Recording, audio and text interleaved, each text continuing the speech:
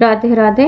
कार्तिवेर्य कहने लगे कि हे भगवान, वह राक्षस कौन था और कांचन मालिनी कौन थी? उसने अपना धर्म कैसे दिया और उनका साथ कैसे हुआ? हे ऋषि, अत्रि ऋषि के संतानों के सूर्य, यह कथा सुनाकर मेरा कौतूहल दूर कीजिए।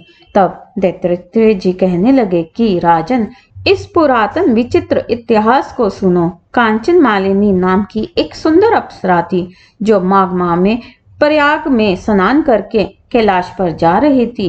तब उसको मार्ग में जाते हुए हिमालय के कुंज से एक राक्षस ने देखा। उस सोने जैसी तेज वाली, सुंदर कटिल वाली, बड़े बड़े नेत्र वाली, चंद्रमुखी, सुंदर केश और पिन प्योघर वाली सुंदर अप्सरा को देखकर उस राक्षस ने कहा कि हे सुंदरी कमल नयनी, तुम कौन हो और कहां से आ रही हो? तुम्हारे वस्त्र और वेणी भीगी हुई क्यों है? तुम आकाश मार्ग से कहां जाती हो और किस पुण्य के प्रताप से तुम्हारा शरीर ऐसा तेजस्वी और रूप ऐसा मनोहर है? तुम्हारे गीले वस्त्र से मेरे मस्तक पर गिरे हुए एक बूंद जल से मेरे करूर मन को एकदम शांति प्राप्त हो गई। इसका क्या कारण है? इस जल की क्या महिमा है? तुम बड़ी शीलवती प्रतीत होती हो, इसका कारण मुझसे कहिए। अप्सरा ने कहा, हे राक्षस सुनो, मैं काम रूपिणी अप्सरा हूँ। मैं प्रयाग में संगम से स्नान करके आ रही हूँ, इसी से मेरे वस्त्र भीगे हैं। अब कैलाश पर जा रही हूँ, जहाँ पर श्री शिव निवास करते हैं। त्रिवेणी के जल से मेरी सब क्रूरता दूर हो गई, जिसके पुण्य के प्रभाव से मैं इतनी सुंदर और पार्वती जी की प्रिय सखी हुई। सो आश्चर्य देने वाला उदाहरण मुझसे ब्रह्मा जी ने कहा था, सो सुनो। मैं कलिंग देश के राजा की वेश्या थी। रूप, लावण्य और सुंदरता में अपूर्व थी। मेरी सुंदरता पर सारा नगर मोहित था और मैंने अनेकों प्रकार के भोग भोगे। अनेक प्रकार के वस्त्र और आभूषणों की घर में कोई कमी नहीं थी। कई कामी पुरुष आपस में स्पर्धा ही से मृत्यु को प्राप्त हो गए। इस तरह उस नगर में बड़ी सुंदरता से यौवन व्यतीत हुआ और मैं वृद्धावस्था को प्राप्त हो गई।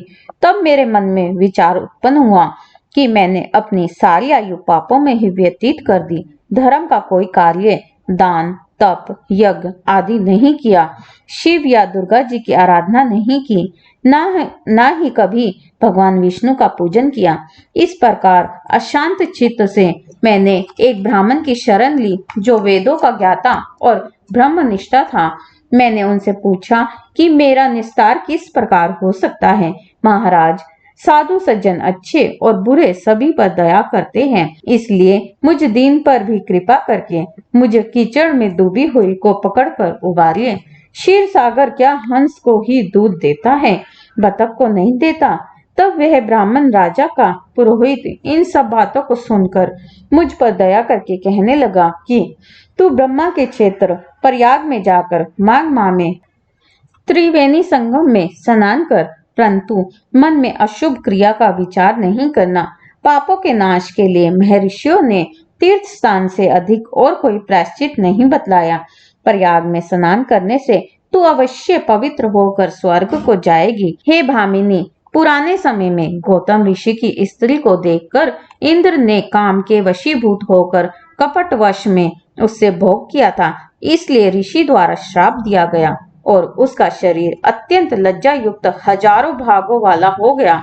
तब इंद्र नीचा मुंह करके अपने पाप कर्म की बुराई कराने लगा।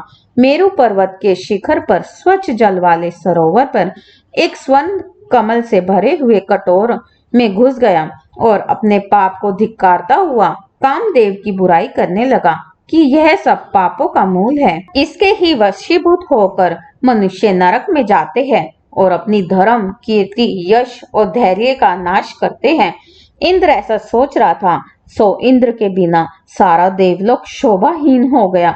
तब देवता, गंधर्व, किन्नर, लोकपाल इंद्राणी के सहित बृहस्पति जी से आकर पूछने लगे कि महाराज, इंद्र के न रहने से स्वर्ग ऐसा शोभाहीन हो गया है जैसे सतपुत्र के बिना श्रेष्ठ कुल। इसलिए स्वर्ग की शोभा के लिए कोई क्रिया सोचिए, इस विषय में देर नहीं करनी चाहिए। तब बृहस्पति जी कहने लगे कि इंद्र ने बिना सोचे विचारे जो कर्म किया है उसका फल भोग रहा है, तो वह कहाँ है? मैं यह सब जानता हूँ। फिर गुरुजी ने सबको साथ लेकर स्वर्ण कमलों से युक्त बड़े सरोवर में इंद्र को देखा, जिसका मुख मलिन और आंखें बंद थी। तब इंद्र ने बृहस्पति जी के चरणों को पकड़कर कहा कि इस पाप से उद्धार करके आप मेरी रक्षा कीजिए। तब बृहस्पति जी ने इंद्र से कहा कि प्रयाग में स्नान करने से ही तुम पाप मुक्त हो जाओगे। तब इंद्र सहित सब ने ही प्रयाग में जाकर संगम में स्नान किया और त्रिवेणी स्नान से इंद्र पाप मुक्त हो गए। तब बृहस्पति जी ने इंद्र को वरदान दिया कि तुम्हारे शरीर में जितने भग हैं सब नेत्र हो जाए। तब इंद्र ब्राह्मण के वर से हजारों नेत्रों से ऐसा सुशोभित हुए जैसे मानसरोवर में कमल शोभायान होते हैं। हरिओम नमो भगवते वासुदेवाय। यहीं पर हमारा 16वां अध्याय समाप्त होता है। 17वां अध्याय हम नेक्स्ट वीडियो में करेंगे। राधे राधे, जय माता दी।